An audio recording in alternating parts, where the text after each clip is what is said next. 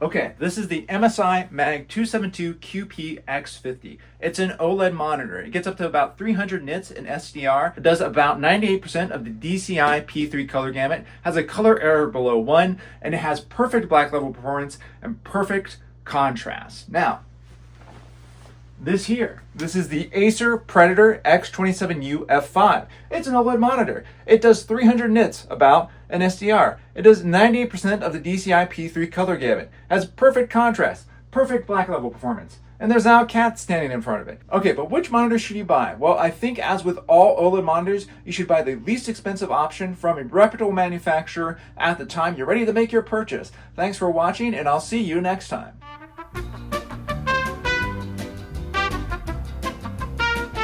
Okay, obviously there are a few reasons besides price why you might want to buy one OLED over another. They're not all the same size for starters, or all the same resolution, and don't all have the same refresh rate. But what I'm driving at here is, I think, a very important point, especially if the last monitor that you bought was not an OLED. It used to be the case that two different monitors that had the same panel size could vary radically in their image quality. With OLED, however, that is not the case. There are currently just two types of OLED panels that dominate the entire consumer market. And if you're looking at two different monitors from different brands that have the same OLED panel, you're going to find they have almost identical image quality. The first OLED monitor I ever reviewed was the first one to break into the market, and that was the Alienware 3423D, released in 2023. It has a 34-inch ultra-wide QD OLED panel from Samsung. I found it had a maximum SDR brightness of 246 nits, an effectively infinite contrast ratio due to perfect black level performance, and a color gamut that spanned 98% of DCI P3 and 95% of Adobe RGB. It also had an average color error of 0.71, which at the time was a spectacular result for a gaming monitor. In 2025, I tested the Alienware AW3425DW, which is the latest QD OLED ultra-wide from Alienware. It had a maximum SDR brightness of 258 nits, a color gamut spanning 98% of DCI P3 and 95% of Adobe RGB, and a slightly lower color error of 0.42. The monitors also had nearly identical gamma and color temperature performance, and of course the contrast was perfect on both. And that has remained true across dozens of OLED monitors I have tested over the past few years. For example, the new Samsung Odyssey G60 SF is a bit brighter in SDR than some past monitors, with up to 320 nits of SDR brightness. But its contrast and color performance is once again identical to its predecessors. The same is true of the Asus ROG Strix XG27AQD-PG, the Alienware AW2725D, the MSI MPG 27URX, and so on. Most of these differences are so minor that I cannot reliably tell the difference between these monitors if they are set side by side and I look between them. HDR can be a little bit different, but for the most part, again, the performance is the same or very similar. Most OLED monitors with a particular panel are going to reach a very similar level of HDR brightness, and the recent monitors that are Samsung QD OLED or LG OLED are generally getting up to about 1000 nits or a little bit less than that in a 3% window. This is one area where OLED monitors have improved quite a bit over the past few years. So if you really care about HDR, get one of the more recent models. Of course, a lot of the older models are sold out, so you kind of have that choice made for you already. Really, the biggest dividing line in terms of image quality is between Samsung QD OLED and LG WOLED panels, particularly in terms of color volume. The LG panels have a little bit of a narrower color gamut. I also find that LG WOLED tends to show some grayscale uniformity issues like banding or striping through the panel that are not as apparent on Samsung QD OLED panels, but it is not a huge problem. But even these differences are fairly minor. For example, LG WOLED panels now hit up to 96% of DCI P3 and 90% of Adobe RGB. You can notice that side by side in my opinion, but it's barely noticeable, and when you have the LG WOLED panel by itself, it still looks spectacular. So does this literally mean you should just buy an OLED monitor at random? I mean, kind of no, but mostly yes. What I'm saying is this. Once you pick the size of the OLED monitor you want, the resolution that you want, and the refresh rate that you want, you can do a search and buy basically the least expensive OLED monitor you can find that is from a major manufacturer. You can do more research if you want, but the upside to that is going to be limited. And to be clear, I think this is a very, very, very good thing. What this means is the basic standard of quality you can expect from a high-end PC monitor has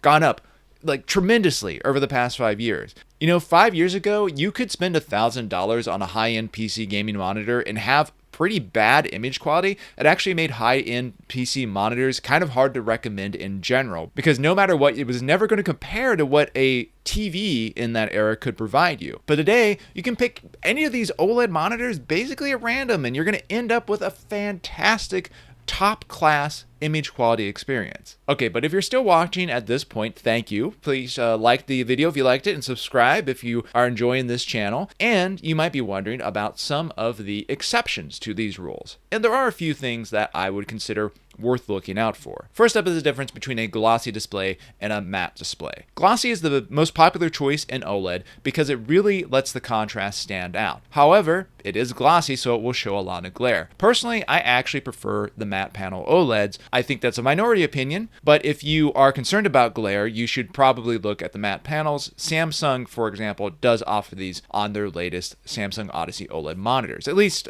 some of them, like the G60 SF. USB-C connectivity is also something to look for. A lot of the OLED monitors do not have USB-C connectivity, or if they do, it probably offers a lower amount of USB power delivery for charging devices. MSI is a brand that seems to be fairly committed to USB-C in a lot of power delivery. They have USB-C on a lot of their OLED monitors, so you can hook up a laptop to that USB-C port and be good to go. I use a desktop and a laptop together a lot, so I like this feature, but if you're just using it with a gaming desktop or you're hooking up a laptop over a DisplayPort or HDMI, then you're not going to care about it. Your mileage may vary. You might also consider an OLED with a backlight strobing feature. Now, this is something that sort of strobes the backlight by adding blank black frames into the real frames. And due to how our weird fleshy eyes work, this actually makes motion clarity look better. There can be some side effects, but it can really offer some enhancement in motion clarity there. Now, different brands call this different things, so you really have to pay attention. Asus calls it ELMB, and I think their implementation is the best. I would recommend them if this is a feature that you want. Now, there are, of course, other things like the speakers or the stand that is included, but most OLED monitors are more or less the same there. They offer very similar stands and no speakers in most cases. If they do, they're not very good. RGB LED lighting is something to look for, although again, this is generally pretty reserved. Some monitors don't have it, so if you want it, don't buy those. But other than that, I think for most people, the RGB LED lighting differences are not that great. And then there are somewhat newer features like the anti-flicker modes on some Asus OLED monitors, or the proximity sensors that turn off the monitor